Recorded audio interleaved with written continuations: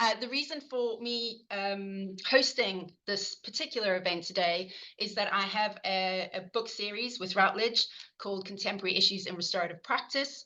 And I want to introduce the series. David and Alikki are amazing first seminal contributors to the series, and they'll be speaking a bit more about that. But what I really wanted to do is to bring practice and scholarship a little bit closer together. We tend to find that practitioners are very busy, naturally training, consulting, delivering, and they don't really have much time to write and to share their insights. And so the series in particular wants to surface why and how restorative justice works, but also to be in dialogue with scholarship. So it's a great opportunity to showcase work, to make connections, to collaborate with people on writing. And so if you do have any ambitions to publish at some point, please do get in touch with me. I see that Tim Chapman is also here today. He's also one of our contracted authors. So we're really excited to get his book in the next few months. It should be out in time for Christmas, we hope. Fingers crossed. Right, so straight on to our authors then. David Moore has been involved with the restorative justice movement since the Australian group conferencing pilots in the early 1990s and pilot programs in both schools and the workplace. After working as an academic and a policy advisor, he trained group conference facilitators internationally and continues to work as a facilitator and a trainer and in organizational change management. Most recently, David has focused on implementing redress schemes in Australia, integrating restorative practices with related approaches such as school-wide support and non-adversarial justice, and using restorative practices to improve regional services. Alikki Vernon has worked in conflict management and restorative practices for over 25 years. She's still young though.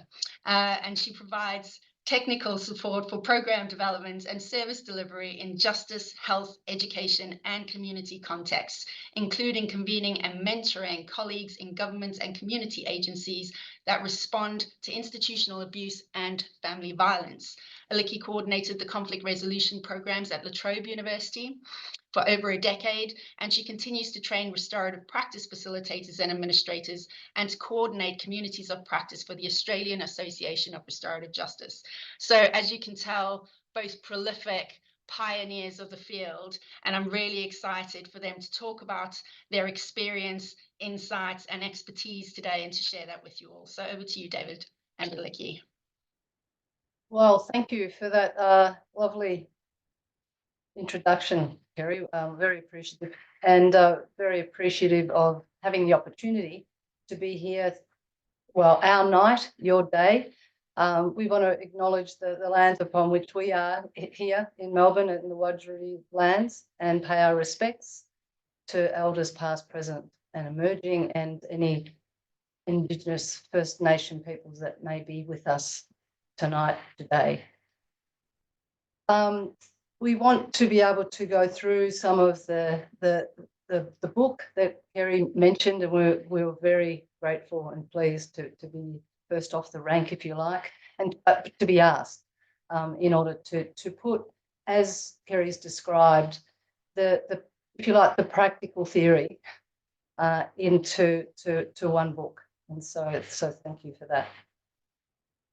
David. And thanks again for joining the session, everyone. And again, we're delighted to have Kerry introduce us because she was extremely supportive and helpful series editor in this first book, which we're going to give an overview of, and we're going to endeavour to give you some idea of the set of key concepts in the book and leave time for discussion at the end. So we've put together a slideshow.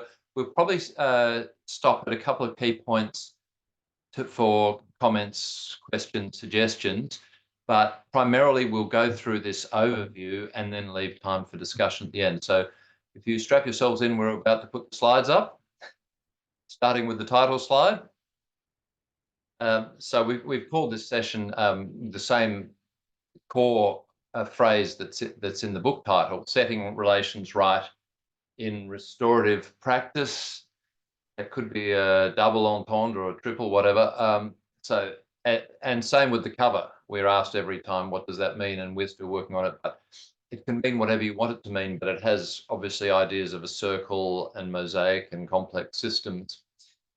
So if we start with what we understand to be a useful distillation of the foundational restorative principles, so familiar to pretty much everybody who'll be in today's discussion, there's the Hippocratic Oath, do no further harm, and then the way of working with people wherever possible in preference to doing things to or for them.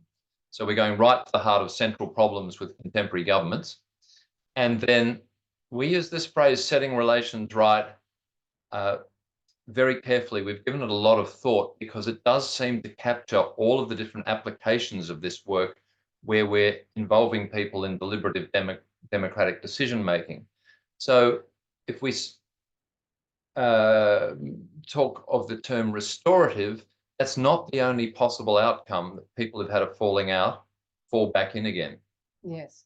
So partly the rationale for using setting relations right is because we know that people can get caught on the term restore, thinking that relations need to be established as if there were relationships already, or that is an outcome that will occur. So setting relations right was a way to describe the many different types of outcomes that may be achieved when people do go through a restorative process, and what that setting relations right may mean for an individual or a group is different. And so we give this description of, so yes, something can be restored into something positive, or it can mean that, in fact, relationships can be deepened, especially when we're working in community settings, families, workplaces, schools and the like. Or setting relations right might mean to neutralise the feelings of intense ill feeling or conflict that people can experience, depending again on what the setting is, the context, the issues. And if we know that people can actually get to a place where they're not thinking about the other or the situation in such a way that it evokes harm, even thinking about it, then we've done good work, or good work's being done. It may mean in certain situations, in workplace situations, families, schools and the like, again in community type settings, that relationships that are formally ended, but in an effective way, and rules of engagement sort of established for that to occur. Or indeed in justice contexts, there may, and in other contexts, there may well be relations that are established that people never thought could be established and are going through the process. So that there's some of the different meanings of what we say setting relations right for within a person, between people, among many, within a system. So obviously another key phrase that's being widely used at the moment in a whole range of professions is trauma-informed. And our sense is the overlap is so almost complete that restorative practice and trauma-informed practice are actually much the same thing. The core element of both of these is the notion that a narrative account of what's happened can reveal meaning, and especially how we acquired habits or habits at an individual level or between individuals, or rules and routines. So we all have habits. We're talking the abstract at the moment. This will become clearer as we go through this in a little more detail. We all have habits at the individual level. Attachment theory is for example, a tested, accurate model of how people develop from their childhood a sense of who they can trust and how people develop habits in interpersonal relations. But we also, in effect, have habits in groups, organisations, even societies. We give them different names. We don't normally call them habits, but they're standard ways of thinking, perceiving, and acting. And group cultures maintained through habits. We talk about this in the book in detail, but maintained not only by habitual ways of acting, but also habitual ways of thinking and habitual ways of feeling. And this is one of the reasons why cultural change is so difficult in any group. It can be done, but unless you have an accurate theory of how individuals and groups acquire habits in the first place, it's very hard to change them. Now, we're flagging this right up front because a lot of the work we've been doing in recent years is efforts at cultural change in quite large organisations or institutions. In effect, in colloquial language, we're asking, whenever we do some sort of restorative work, for the individuals involved, are we stuck in a rut in the way we're looking at a situation or feeling or acting relationally, as a group? So a lot of this applies in the workplace work we're doing or in schools, other communities. Organisationally, so Kerry's work in emergency services organisations is a good example of that, where organisations can get stuck in a rut. It's quite natural, but we can't do anything about it unless we understand how habits are locked in and so how they can change. And so we're asking slightly provocatively, are we stuck in a rut at the moment in this social movement for restorative practice? Because having spent a lot of time getting up at 4 a.m. in the morning to carve out the time to write the book in 2022, we tried to articulate the vicious cycle that we've seen in this social movement, and it's common in many others. So we're all frustrated at the lack of government appetite for reform and the lack of movement within institutions. In this movement, as in many others, there can be some unhealthy competition and also a lack of engagement with other related practices like alternative dispute resolution or other forms of peacemaking. And there has been, over the last several decades, quite a lot of disagreement about what the core skills are in restorative practice or even what it is. And so part of our argument in the book is to link together a whole series of evaluated programs to argue that if we can get clarity around what this restorative practice caper actually is, it has this twofold promise for which we've got lots of evidence that if you are able to provide community practice in service delivering organisations, which include schools, police, social welfare organisations and the like, you can provide greater support and regulation if all the professionals working in those organisations are more skilled at decision making, dispute handling and conflict management. And if you flip that around and look inside the organisation, and we're doing a lot of work at the moment with law enforcement and other agencies, exactly the same skill set can improve the internal governance and culture of the organisation. You get two for the price of one with restorative practice. Once it's understood that there is a definable, learnable, teachable skill set that applies across a whole range of professions and actions and a whole series of organisations. And so we're suggesting turning the vicious cycle into a virtuous circle. So from lack of appetite and institutional inertia, there are ways in which you can encourage organisations to get better at adaptive change, increase government appetite for policy reform, encourage more collaboration among all of us working in this field and with colleagues working in related areas of practice. And our argument, the essential argument in the book, is that the drivers of that, the flywheel in the theory that in the metaphor that management theory likes, is this mutually supporting, getting clear about what this approach is as we build the skills in how to do it.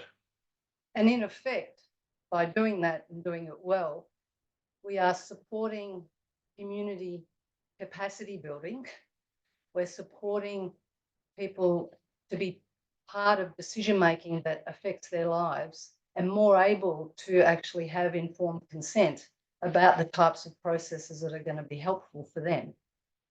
And so, you know, it's, yes, having people that are working in this field and all that supports that, but we are working towards something, and the working towards something is making things better for others and keeping good things continuing for community members. So in essence, we're arguing that as we're all despairing about the circus that representative democracy has become in the last couple of decades, part of the counter to it is to build deliberative democracy, so group decision making for the people affected by it across the board in institutions. And so over time, we move from a primary focus on enforcement with a little bit of education support and public health if you can get it, to flipping that around. It's not in any way devaluing enforcement, but one of the reasons the police who are involved in this like this is that they're far better able to give a constructive, supportive response and have to use enforcement far less for better social outcomes. So to start with this, we're going to suggest how we've used the word restorative and then look at different types of restorative process that we have articulated in the book.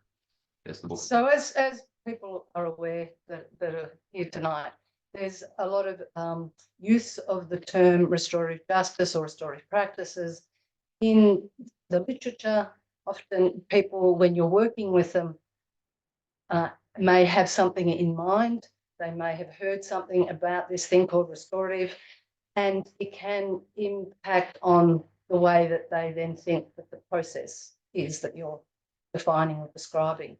So in the book, we've tried to, well, more than tried, we've spent a lot of time being very particular about the use of the language. And so when we refer to restorative justice, we are giving description within the justice system to the processes that are offered within various programs within that justice system. That generally can be criminal justice system, which is generally where the programs are, but we also allude to the fact that these processes can be offered in the civil justice system too. But it's about what often most people think about restorative processes being, which is this notion of responding with harm, to harm with healing. Restorative practices is a broader description of working within various communities where people may work or people live, or in particular types of institutions, with processes, a number of different types of processes and techniques to establish, maintain, deepen, and as we described, support well-being. And so, as we'll get to describe, not too far away, this notion of what's happened within schools and workplaces where there's a broad suite of processes that are offered in order to not only just react to things that when they go awry or that harm's been caused, but actually how we can work with people to establish rules of engagement for supporting things going right and maintaining that. Restorative engagement is a term of description related to a process format that was developed within the redress schemes, and we'll talk in more detail about that in a moment. And this, in effect, links individual recovery where people have experienced harm through an institution that can link their individual recovery with the institutional reform. So where a person can meet someone that represents an institution in order to give description to what's happened and the impact and what can be improved. So what links each of these areas of practice are these facilitated processes that are offered. And so we'll get to the format of those processes in a moment. So just a little bit on the origin. Kerry's already alluded to this and many of you are familiar. We don't want to spend too much time on it, but as you know, we very much like to give credit to our New Zealand, our Kiwi, Aotearoa cousins across the Tasman Strait here for this very significant piece of legislation over 30 years ago, where a reforming government accepted that some successful pilot programs had shown that instead of the state imposing an outcome, the state could authorise a process, which translated from the Maori was a family group. The Maori word is whānau, meaning your circle of care, community of care. And pilot projects had demonstrated very well that you could get far better outcomes if you actually provided a process where the people affected could make a decision about the life of a young person in a matter of care and protection or youth justice. Now, as Kerry mentioned, I happen to be involved in this town on the Murrumbidgee River between in southern New South Wales a long time ago, in the pilot that took that idea from New Zealand with full due credit, and then developed a training program based on some insights we saw once we'd made a couple of key distinctions. So one was between disputes and conflict. This actually distinction was made decades ago, among others, by John Burton, who was the head of the Australian Department of Foreign Affairs after the Second World War. So it was made in international relations. This basic point of you can formally end the war, but conflict can still be there socially. But this distinction has all sorts of applications in the work we're doing on a daily basis. So a dispute requires two parties, and they can disagree about what actually happened or who should get what or what action we should take. And dispute resolution involves helping people work out what they can agree on and then seeing if they can agree to disagree. But where they can't agree to disagree, then they're still in conflict. And that's something that's broader and deeper and more enduring and has far greater impact on people, particularly because conflict is often within a person. We have English phrases, as all other languages do, that describe this. I feel churned up about this. This doesn't sit well with me. I'm not at peace. Obviously, you can see conflict between people all day, every day on reality TV. But conflict between groups is also highly significant. And if we're working in this area of conflict management, we need to be able to diagnose where's the conflict and then what process is helpful to deal with it. And I think that, again, what we wanted to emphasize too is that even where people may have settled a dispute, say in the legal context, the ill feeling that people can have to a situation may still remain. And so we need processes that also are able to deal with those ill feelings. And we know that in the justice system, even if someone has gone through that process and someone has been charged and jail, doesn't mean that that's it for someone. That there are lingering ill feelings that people have toward the person and the situation that still may need to be addressed. So another distinction that we made fairly early, didn't realise how significant it was, but found it useful to make, was between the principles of any exercise we're involved in, the administrative arrangements, and the actual process we're delivering. And we made that very clearly in the pilot program over 30 years ago, because we were using family group conferencing, if you like, a new process in an existing program that was run by police. And then afterwards, we slapped on the, by the way, this seems like restorative justice. We actually were initially calling it a deliberative democratic process placed in the heart of a policing program. But this distinction we find is often not made as well as clearly as it should be.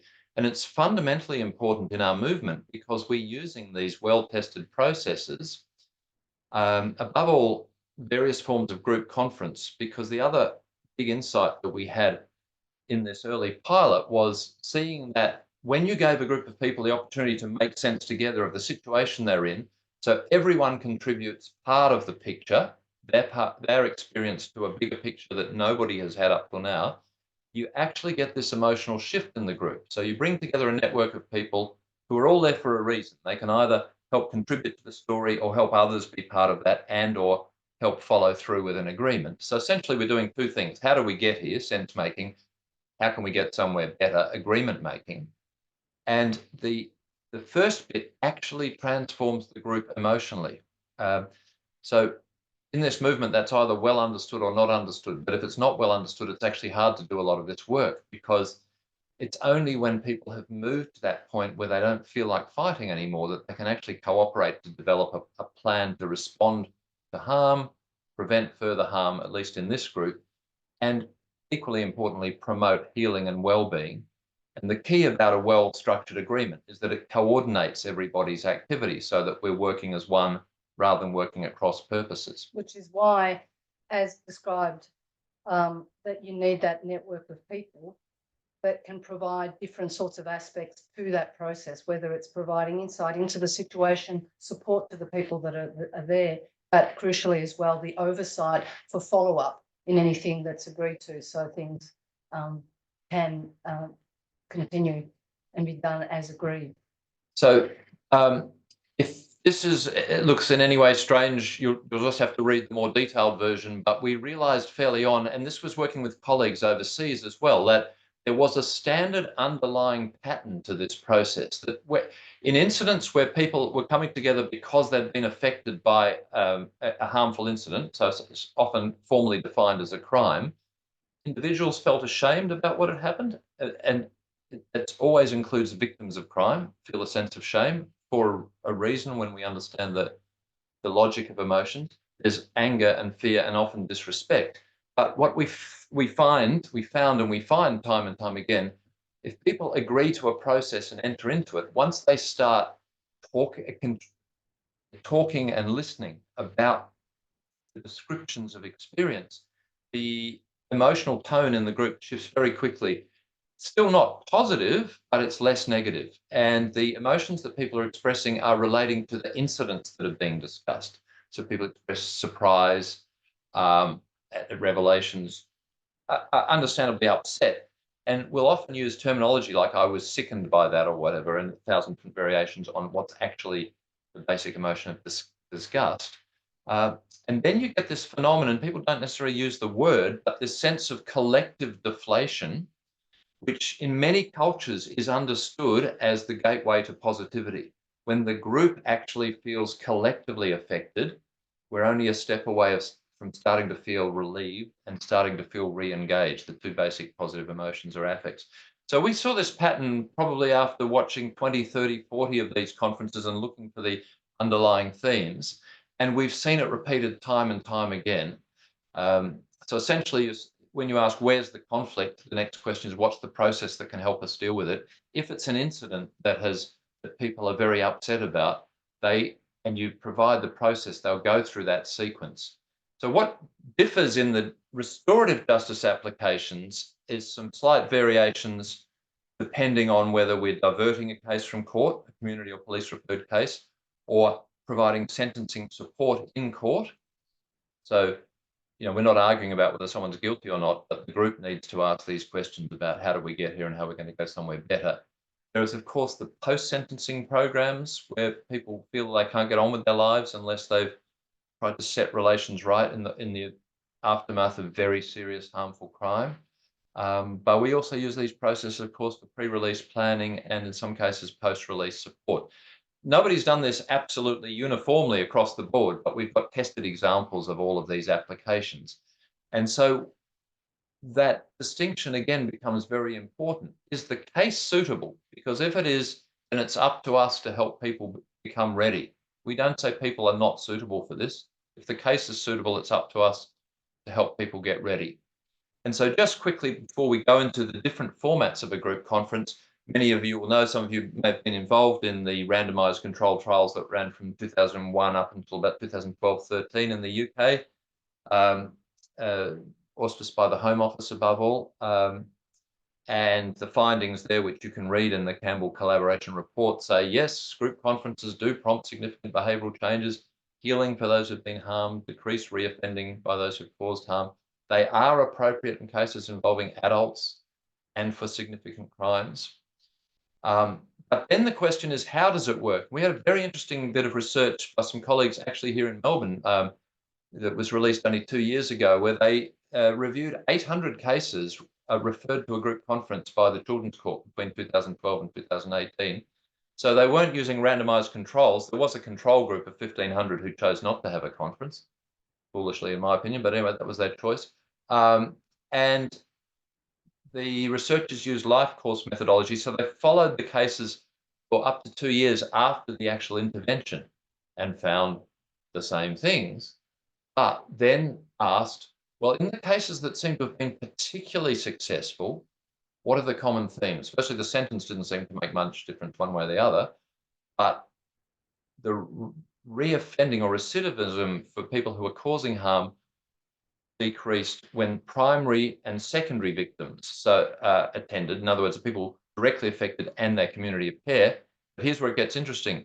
That same effect was occurred even when the primary victims didn't turn up, but their community of care turned up. And clue as to what's going on here, it mattered who the police officer was. If it was the so-called informant, the police officer involved with the case, that had a far more impact than some other officer who was on duty that day. So what we've been saying all along was, in a sense, underlined by this finding of quite a very big sample, 800 cases of well-facilitated conferences. So the most significant change there is occurring at the level of the group. That's a big thing, because that's not necessarily often how this whole approach is understood.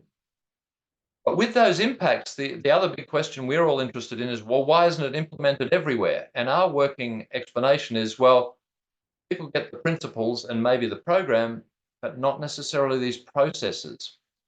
They require a particular mindset and skill set, and a distinction between administering a program and facilitating a process. And to learn the skills to facilitate a process, again, you don't get them simply from reading a book, although reading books is useful. You have to learn the skills on the job, and that requires coordination. If we don't have that, people just keep on doing whatever they're funded to do. Not out of malice or whatever, that's the fundamental logic of institutional inertia. So we've, in recent years, particularly through our association, strongly emphasized you can find out about online or by reading, but to know how to, you need an apprenticeship system. And that's been a big focus of our group now. So here's the essence of what we're teaching in the apprenticeship system. It starts with these different forms of the group conference. And so, as we described, that distinction between restorative justice and restorative practice and the restorative engagement, here we are tabling the different aspects, if you like, to these formats. So we're generally in the justice system, in the criminal justice system, we have incidents of undisputed harm. And so we go through what most of this group here tonight would be familiar with, which is what happened, how people have been affected, what needs to be done to repair harm, prevent further harm, set relations right. In situations where people spend a lot of time together in workplaces, families, schools, residential communities, and the like, and there's a conflict that has a history, just focusing on one specific thing isn't, as in an incident, may not be helpful. And in fact, we need to make sense of how people have got to where they've got by making sense of how they got there. And there might be a series of, if you like, incidents or events that have impacted on the relationships among these people. And so we need to revisit how one thing led to another in a very structured and sequenced way. And so in that sense, we can also, in situations in family, school, workplaces and the like, it may be that in fact people are just disagreeing on some common concern. And so there's not necessarily a conflict where people cannot bear to be in each other's company and the like. It could be that in fact they're trying to work something through where there's disagreement and a different set of experiences that they've had. So we need to be able to structure a group meeting that allows for those things to be understood better. So in the sequence of where we may have poorly resolved incidents, where things were okay with this group of people, and again, within those various communities that we referred to, it's important that we are able to structure initially the conversation around when things were okay, however that might be described in various ways that the people can share that. But then we are helping people to make sense of when things turned, if you like, the first time things changed, where things weren't so good. And then potentially the next incident where things went from bad to worse and where people got to the stage where something really had to be done. So that's a type of format that we will use, for example, in family violence situations, adolescent or adult. It can be in workplaces that have a history, and in fact, we need to make sense of what's gone on over time. In schools, similarly, we do this sort of work. And it's demonstrating that there's not one person, like what we have in the justice system often, where you've got this notion of a person harm and a person that's caused harm, that's responsible for the harm. We've got, if you like, a group of people involved in conflict. And similarly with this third format, we are working with people to bring to the group specific examples of where things are working well within that group, and also where things have been challenging, and then being able to distill some of the pictures that people are then painting as a group, what's been working well, what's been challenging, to then actually identify some general issues collectively in order to then go to that next stage of being able to make decisions about them and an agreement. And so you'll see across those two formats that we've just described, much like the first one, there is sense making, and then there's this agreement making as well. And then with the more recently added process of restorative engagement in the redress schemes, here we've got this title, but in the book, a legacy of betrayal, trauma, but we can also be using the term a legacy of institutional harm. So, and when we say institutional, we're including the family here, because although this format originated as described in that table in the redress schemes for a person that has been harmed in the institution, meeting with a representative who wasn't the direct actor in that harm, we may have in situations where we can work with people to meet with the person that has caused direct harm, say in family situations, in order to go through that sort of format where there's been institutional harm in a family. So we'll just give you a quick overview of the logic of this, because it's a really important development, and it's also, we're finding, helping senior decision makers better understand restorative practices and restorative justice. So Alikki's been talking about harm and distinguishing it from the harm caused by a criminal act or from a failure of the duty of care. And there are the different forms of harm, leaving different forms of trauma. And we won't dwell on these now just because of time, but we find these distinctions very useful. There's a whole literature on each of these, and it's important for facilitators working in this field that they're very familiar with this. But it's interesting, people who've been harmed in an institutional setting want to talk to the people they hold responsible, not in the sense of being to blame for, or you failed back then to stop this from happening, but you're responsible to learn the lessons of what happened. I don't hold you personally responsible. I have no personal animus against you, but I want to speak to you because you can do something about it. So we developed this process originally for the Defence Abuse Response Task Force, which was an Australian program that effectively got up and running in the late 2013. And it had these elements that, rather than people having to go to court, administrators looked at the application and decided according to the standard of probability. So not the criminal or civil standard, but a technically lower standard. There were no cases that didn't actually happen. They were just applying this administrative standard. And the key was, over the familiar cash and counselling, was the addition of the option of restorative engagement. So the option of meeting with a senior representative to give a coherent narrative of your experience. And what we found in the first 20 cases, and then the nearly 700 that we ran for the defence program in 2014-15, was consistently people were saying they'd shifted emotionally. I now feel that that was then, this is now, rather than being continually haunted by the past.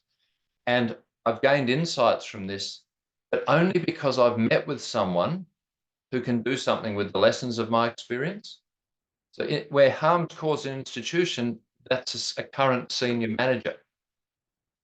And what we realized, again, a lot of this looks really obvious in retrospect, but wasn't. It took quite some years to realize.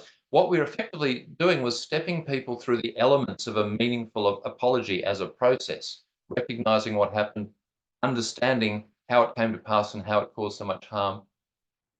Senior managers taking responsibility and then expressing regret, which meant something because they actually understood what we're talking about and were in a position maybe to do something about it.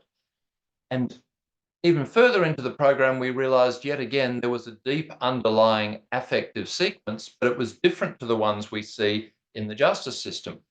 That people were stuck in a shame rage spiral that all victims of institutional harm experience, had a program where they felt safe and could talk to the frightening and distressing experience they've had, be surprised at this at the response of the senior representative, and again then reach a state of relief and interest and actually experience tangible healing.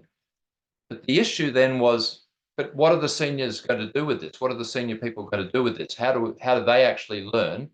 And so at the program level, what we've had to build in is these mechanisms for catching de-identified insights from every case and distilling them into general lessons. We've just done this recently for one of the police programs. It's a vast report, but we've also put it in a ministerial briefing format. That one of the key lessons is from that scheme, we need to fundamentally change the way we train our managers. And there are similar lessons emerging from these other programs. I've just mentioned that police program. So there's been a proliferation of these redress schemes that offer the opportunity to meet a senior manager. Those last several have just come about in the last few years because we've got a tested program with an effective process. And in that point, again, the program is established in a particular way to offer that process of restorative engagement. So there's clarity about program and there's different program administrative aspects. 3 minutes left. Yes, and so what we've realised now, it seemed logical in retrospect, is that having developed restorative practices from restorative justice and in the last decade restorative engagement, senior management on a large scale who've been participating in these exercises have started saying systematically we need restorative practices in our organisations, namely not just a process or a concept, but all of these fine-tuning across all of these areas where we communicate in structured group processes, the way when and how we use mediation, how we skill staff up to have structured conversations so they're less likely to cause offence or take offence, and how we give each other feedback. And as you well know, there's an emerging literature on this applied in workplaces where the primary sources of conflict are scheduling, work performance, and working relationships in the environment. And currently, if you go to HR, they'll give you counselling or mediation because that's what they've got available. And yet we know from this evidence and all the literature that it's engaging staff in making changes to the workplace that actually addresses conflict around these issues more effectively. So what we're putting in place is systems for transforming conflict resolving disputes and negotiating agreements such that you can actually measure in staff surveys less interpersonal conflict, inner conflict, and less intergroup conflict. Now, because of time, what we might do is just quickly fast forward to just 1 or 2 slides on how we're implementing restorative practices. In 1 minute. Yeah, in a minute. In 1 minute. So basically, across these formats, with the different programs that are established in the justice system, with different programs established in various community contexts, as we've described, the work that we're finding to be very important, that programs can extend their practice, whether in the justice setting or in the community setting, is to be able to have a skill set that we go through, and we won't go through tonight, but we go through in the book, and to be able to then support facilitators and others, administrators, in a skill set whereby they can continue, as described at the beginning, to learn on the job and to build in this apprenticeship system so we can work toward regional service reform. And in essence, what that involves is providing joint skills training in this area of restorative practice for folks working in all those areas of the justice system, including, as Alikki was saying, the civil justice system, doing the same for people working in funded programs to support families in schools and health. And again, a lot of this work's being done in the UK, as you well know. But crucially, we actually use that third format of the group conference as a method for collaborating effectively across the region. And we're seeing more and more evaluated programs of that working. It's hard to do, but what you have in effect is this virtuous circle of continually improving skills because someone's coordinating the work between agencies, and there's a common skill set that we're acquiring collectively. Ultimately, it almost doesn't matter what you call it, as long as we get that this is a tested set of processes a tested set of skills, and the more agencies that are supposed to be working together use them at the front line, the more we actually have integrated service delivery. With the shared language as well. Which leaves us 15 minutes to discuss all of that. Yes. That was honestly amazing, and I think really illustrative of how much experience and knowledge you have and how difficult it is to cram that all into 40 minutes, right? I'm sure that we could spend most of the afternoon continuing to listen to you. But now we have an opportunity to ask any questions if any of our attendees have them. We'll be happy to take them. If you'd like to ask them in person, just raise the hand. If you would like me to read the question out and have a response, please just type it into the chat. Happy either way. Right, looks like we've got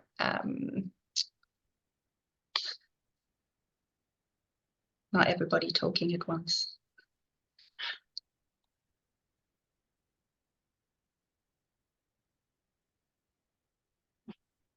If we don't get a question in the next 30 seconds, would it be helpful just to explain how we do the skills development? Well, let people have I know, some time. Kat, thank you, Kat. Kat. What is your question? Hello. Sorry I haven't got my camera on. It's late, obviously same time as it is with you, but yeah, we're all tucked up here. That was a great presentation. Thank you so much for that. I'm halfway through the book, so I haven't got through all of it yet, but I really appreciate this presentation, and I'm keen to hear more. Really resonated with me. You were talking about the apprenticeship side of things, and really one of the biggest barriers that I guess I think we've sort of facing anecdotally is thinking that, you know, everybody loves this idea of a restorative approach and how we can do it, but how to really emphasize that really valuable skill set in facilitating a restorative approach. And I'm just keen to hear more about that, the wording you used around apprenticeship and what that, just to hear more about that. But Yes. thank you for that. So hello. So yes, it's really fundamental. We know that, you know, people may do some foundational training and the like, and that's key. It's very important. But then when people are working within a program, as an example, the importance of being able to have that support to be learning on the job is really key. And what we mean by that is, you know, we know, as an example, there's a restorative justice unit in Canberra, here in Australia, where they've slowly gone from into more complex cases from youth justice to adult justice, serious crime, to family violence and the like. In order for the conveners to be able to build up to that, the complexity of the cases that they're getting, we are working with them in terms of being able to observe others first in those complex cases, work alongside them, then have supervision, have collective reflective practice within the teams, and then individuals have supervision as well as collective supervision with external facilitators, skilled people that can talk things through. So then we also have these communities of practice as well, where the association invites people to present case studies, so that there's this sharing of understanding across the skill set that we didn't get to talk through, but, you know, we look at 6 in particular, and then the different formats of the group conference and the hybrid variations of those formats, depending on the situation, in order to support people to be able to present cases in making sense of the way that they've done the work in terms of the skills that they've applied, how they've structured the actual process itself, the challenges that they had, the lessons that they've learned. And so not only at an individual level, but at a group level, the whole team is learning from each other. And what we've learnt over time is that having templates for those case studies have been really, really helpful to help people to structure their thinking on reflecting on their practice and how they do it. And then the way that we have these regular reflective practices more generally within teams as well as across states. So I hope that helped, Kat, just a little bit about that emphasis on continuing to build into, if you like, the program development, the apprenticeship system. And so both, you know, having skilled practitioners within the program and also to have skilled practitioners that are external to the program that can give support, oversight, observation. Yeah, no, that makes sense. Thank you so much. Thanks for your question, Kat. Thanks for the question, Kat. It's a really important point. You're getting lots of love, David and Alikki, which is always a lovely thing. Oh, we'll have whatever you've got to give. Thank you. Are there any other questions that people would like to ask, or feel free to type away or to raise your hand? Yeah, go, Becky. Yes, go. I was just interested, obviously you've both been involved in RJ&RP for a very long time, and things obviously change over decades in terms of the environment and the culture and just generally life, you know, how increased media and things like that. I was just interested in what you would say is the biggest change or challenge that you come across now in terms of when we're training RJ, and then how that has affected how you do train practitioners or how you implement training. If that makes sense. Yeah, again, an excellent and complex question, Becky. But some of you may know I used to work for what in Australia we call a premier, so a state governor, and we've also obviously both worked in academia. We left those positions primarily because we realised increasingly that there is in public life this circus that's the politics, law, media circus that just talks about disasters, of which there are many, but in fact find it's almost impossible to report on the slow build of effective programs. There is some writing on this, but not very much. So we early on were seeking publicity for successful programs, and then realised actually in the current era it's best to get as little publicity as possible, and simply work behind the scenes until what you're doing is completely uncontroversial and has bipartisan support. So it's an interesting time for us here in Australia, because for about 10 years we had a government that wasn't interested in governing, which happens from time to time. But at the moment we've got a government that does have some interest in that, and at the federal level, so they're backing, and Canadians will relate to this, they're backing state level or territory level programs that are actually working. So essentially, what we've found we have to do in an Australian setting is set up demonstration projects and not get publicity for them, but connect them with other people quietly who are trying to pursue similar demonstration projects. So that's our core strategy, if you like, is connecting people across jurisdictions who are working in similar fields, or in the one jurisdiction or one region, people working in different fields and connecting them. And we just do it all on the quiet.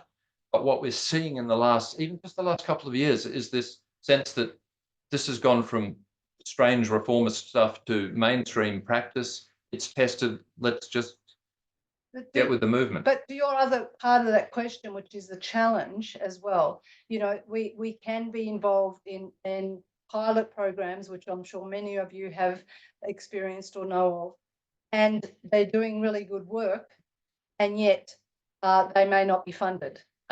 So again, like the funding may not be extended despite actually having really good results. So that's a challenge, and it's frustrating. But what we've also learned from that, as David said, is that we sometimes know that there's a shelf life to a certain pilot, but how can we still, in fact, make those links within the various communities in a regional community or whatever, so that that good work isn't lost, and that you maintain that momentum, because ultimately at another funding round they may get funding.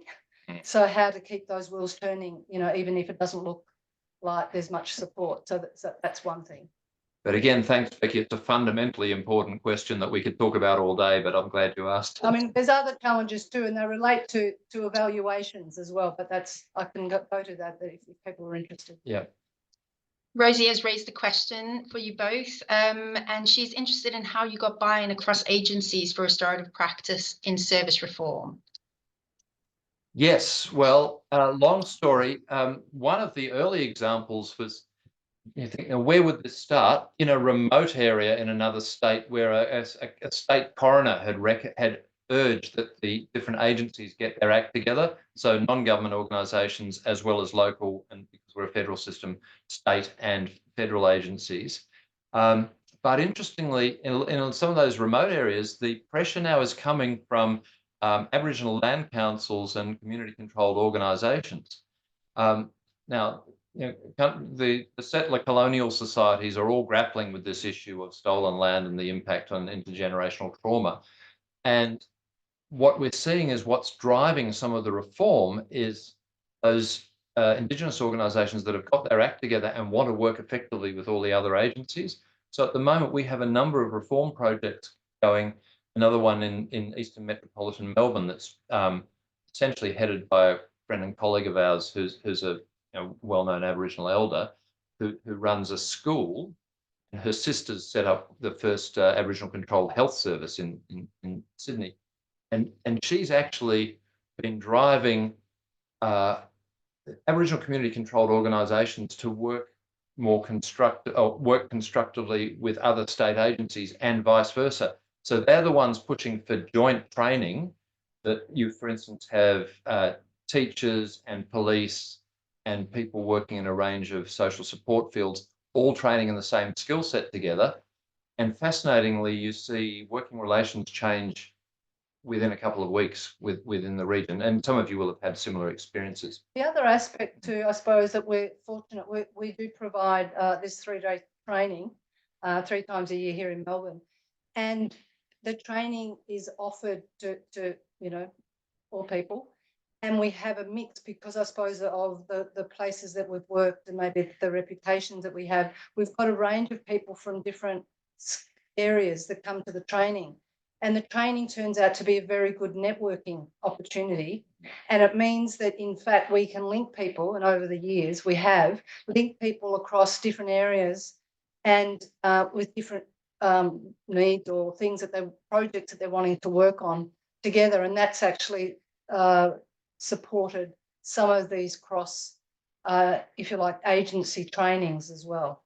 So there's many different ways in which those things can happen.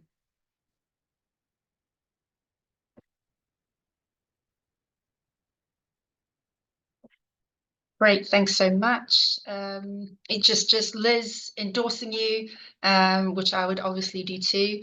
And Rosie, I mean, I was just typing a response, but I wonder if it would be similar to developing relationships with OPCCs here in England and Wales, and cultivating those relationships and getting them interested in restorative justice beyond just commissioning a service to tick the box. I've sat on criminal justice boards and they're also really woeful. It's just a reporting opportunity rather than a collaboration of, we have this common problem, we have limited resources. How can we pool our resources and work together in a much more dynamic and meaningful way for benefit in our community? And that would be quite revolutionary if that was happening. Yeah, that's right. And sometimes it does take, we have established meetings for people to come together to talk about the things that are impacting in a certain area, and using that third format of a group conference to do it. And one example in one of these regional reforms, in fact, we had gone in to do training when we had a whole group of different people that came to do the training for various reasons, talk about what was going on, because that was part of the question within the training. We realised, or they realised, they gave expression of where, one family, for example, had something like 14 agencies working with the one person, but none of the agencies had ever come together and to actually do, to work out, well, how can we work better together rather than working in our silos? So all good people, just the standard coordination problem. They all met their key performance indicators for nil outcome. And that's a problem we've got in modern governance. And I can see some nods of acknowledgement. So we're not the only people to have seen it. So it is helping people to, we actually work outside their comfort zone, their silos. And sometimes, what they were saying, like their KPIs, or in effect, their budget scope, So there's a whole lot of systematic barriers sometimes as well. Absolutely.